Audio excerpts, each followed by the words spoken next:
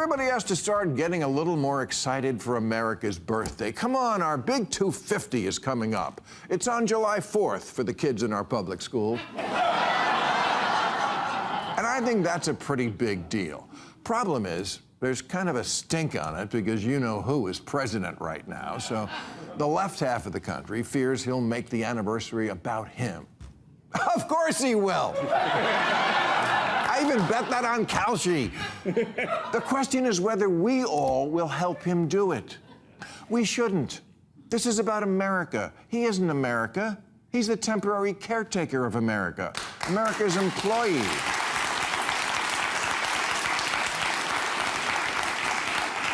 And the message should be that America isn't actually his, and that no one side gets to own being psyched about the country. So I'm not down with this attitude of, well, we're having a party, but if Trump's going, I'm not. Go to the party. It's a big celebration. You probably won't run into him.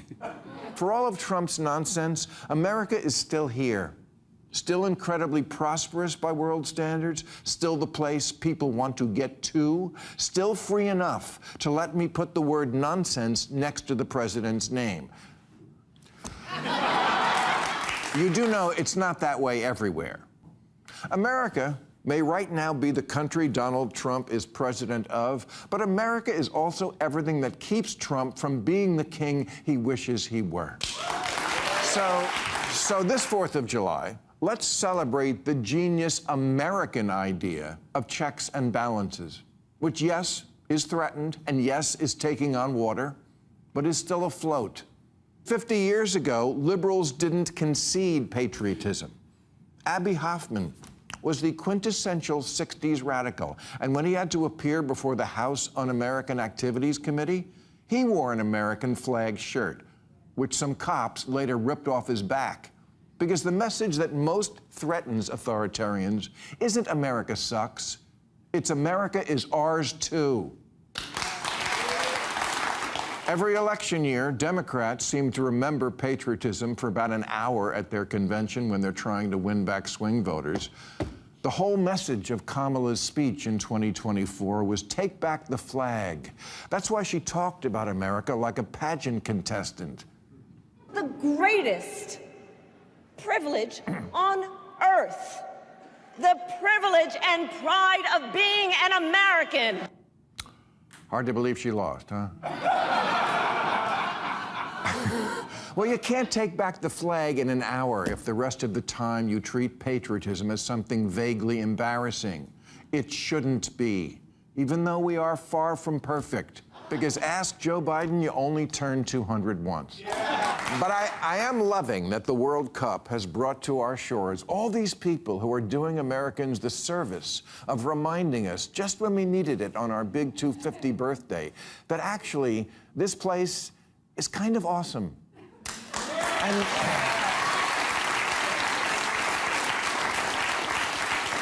And yes, I know, how dare I, how privileged when there are so many problems and threats and people left behind. All true. I could give you the statistics where we are not good enough and have done so many times. Infant mortality rate, 54th in the world. Women in government, 85th. Overdose deaths, lack of health insurance. Yes, many problems. But that's because the name of our country is America, not utopia.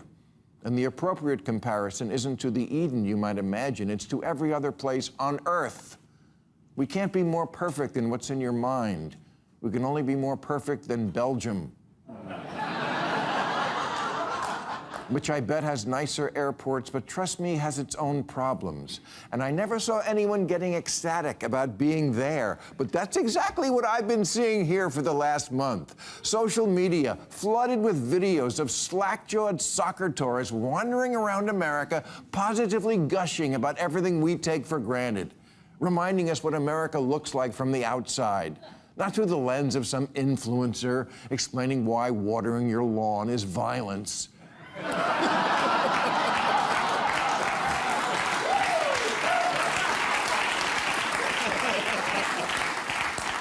Just regular people looking around and saying, wow, these people live like rock stars. Look at this Japanese guy trying Texas barbecue. Wow. Amazing! Hey, that's a shark. I love British people are walking through Costco like they're touring the Vatican on mushrooms. One European guy said, "This is the biggest tourist attraction I can have as a European. It's like a museum." He was talking about Walmart. Our comfort foods, supermarkets, big box stores, stadiums, they're blowing their minds. This guy can't believe pizza comes in a size this large. 1.26 kilos of pizza.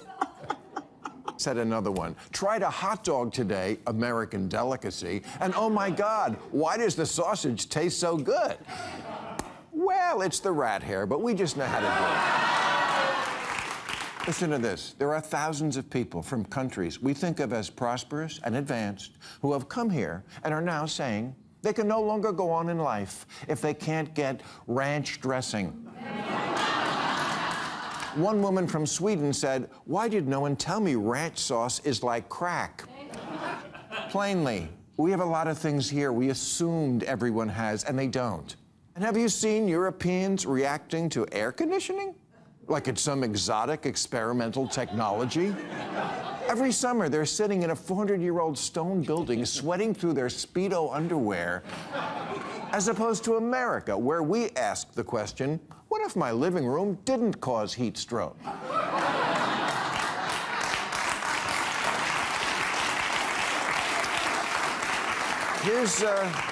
Here's my favorite foreign visitor testimony from this month. I feel like I've been lied to my entire life about America. This beach is insane, like just as good as Australian beaches.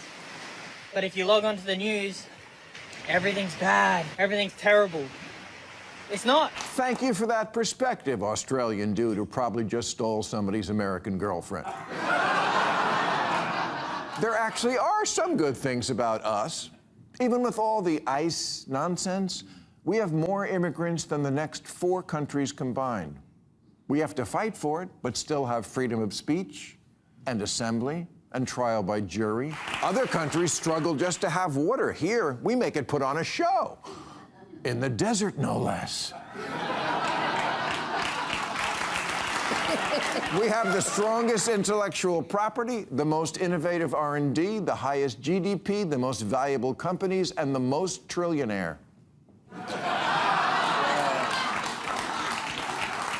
Now look, maybe it's a coincidence, but I think it's something in the American system and character that we have the highest number of Nobel Prize winners and invented the light bulb, the telephone, the smartphone, the airplane, personal computers, and the party-sized bag of extra flamin' hot Cheetos.